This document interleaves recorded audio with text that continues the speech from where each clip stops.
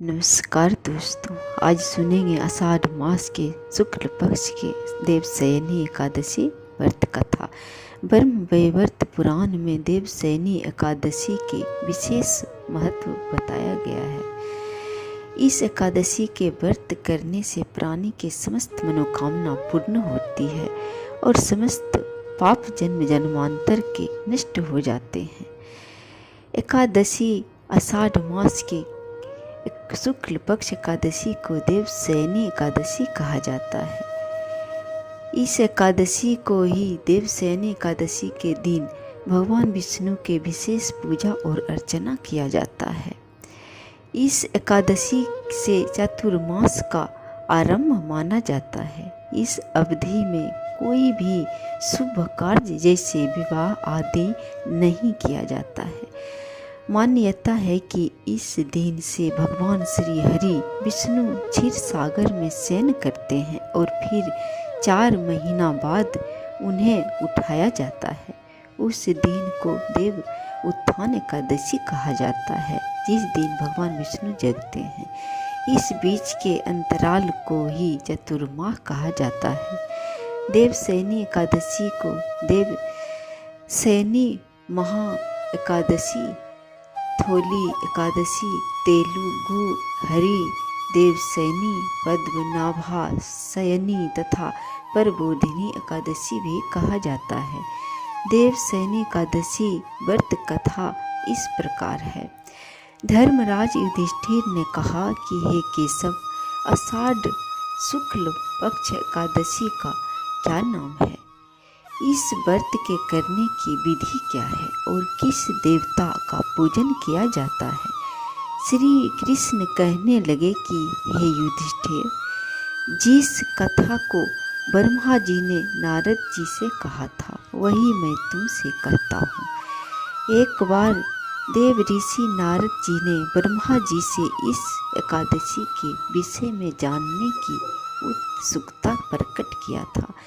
तब ब्रह्मा जी ने उन्हें बताया, सतयुग में मानधाता नामक एक चक्रवर्ती सम्राट राज करते थे। उनके राज्य में प्रजा बहुत सुखी थी, किंतु भविष्य में क्या हो जाए यह कोई नहीं जानता। अतः वे भी इस बात से अनजान थे कि उनके राज्य में शीघ्र ही भयंकर अकाल पड़ने वाला है।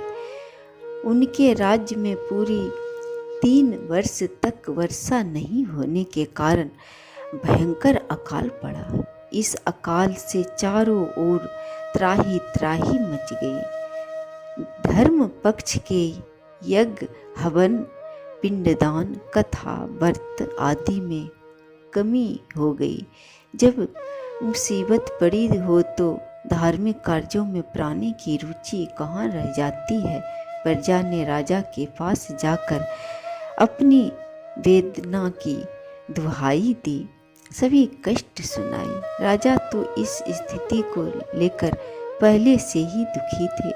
वे सोचने लगे कि आखिर मैंने ऐसा कौन सा पाप कर्म किया है जिसका दंड मुझे इस रूप में मिल रहा है।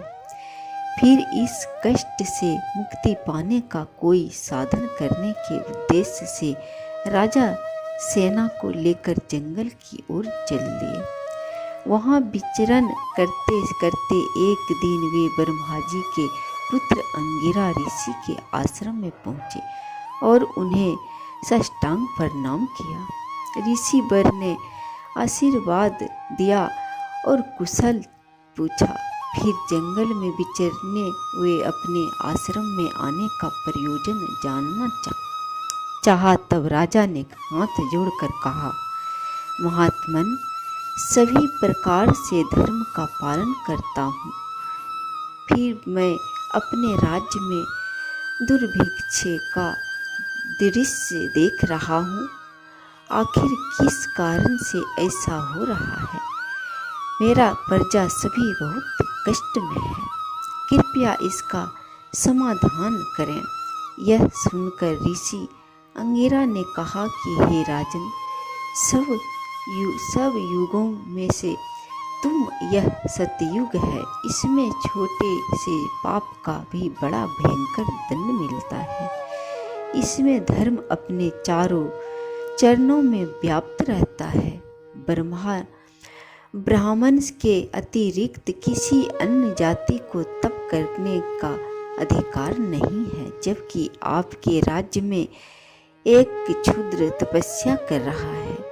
यही कारण है कि आपके राज्य में वर्षा नहीं हो रही है।